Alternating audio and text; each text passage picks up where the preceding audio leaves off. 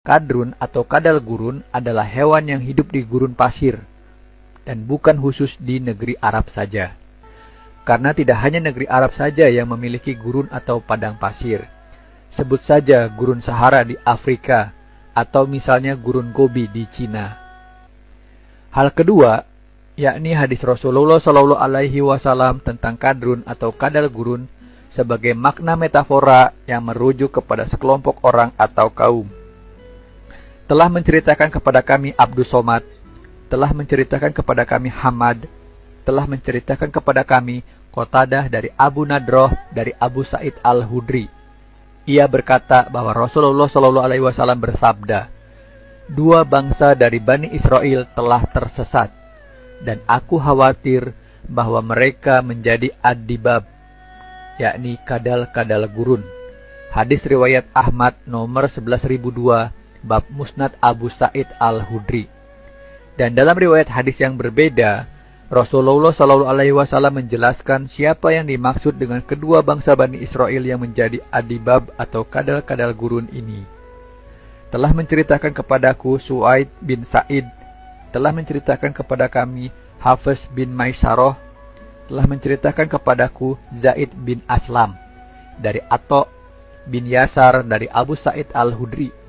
Ia berkata bahwa Rasulullah Shallallahu Alaihi Wasallam bersabda, "Sungguh, kalian benar-benar akan mengikuti kebiasaan orang-orang sebelum kalian, sejengkal demi sejengkal dan sehasta demi sehasta, sehingga sekiranya mereka masuk ke dalam lubang dob atau kadal gurun pun, kalian pasti akan mengikuti mereka."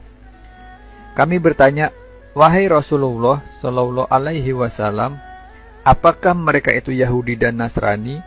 Rasulullah Shallallahu Alaihi Wasallam menjawab, "Siapa lagi kalau bukan mereka, yakni Yahudi dan Nasrani."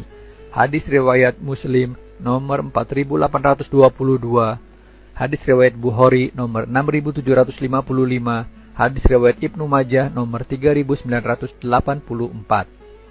Jadi, hal kedua yang perlu diluruskan di sini adalah bahwa keliru dan salah kaprah jika mengkaitkan kadrun atau kadal gurun kepada orang Islam keturunan Arab.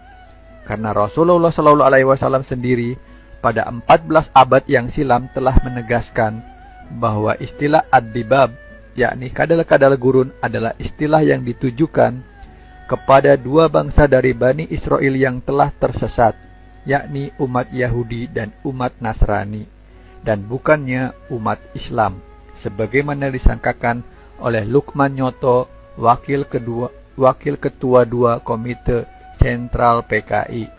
Nyoto adalah salah seorang menteri negara di era Presiden Soekarno yang juga menjadi wakil ketua kedua Komite Sentral PKI. Dalam pidatonya di depan Kongres Nasional pertama Lekra, yakni Lembaga Kebudayaan Rakyat di Solo tahun 1959, ia menyampaikan sebagai berikut.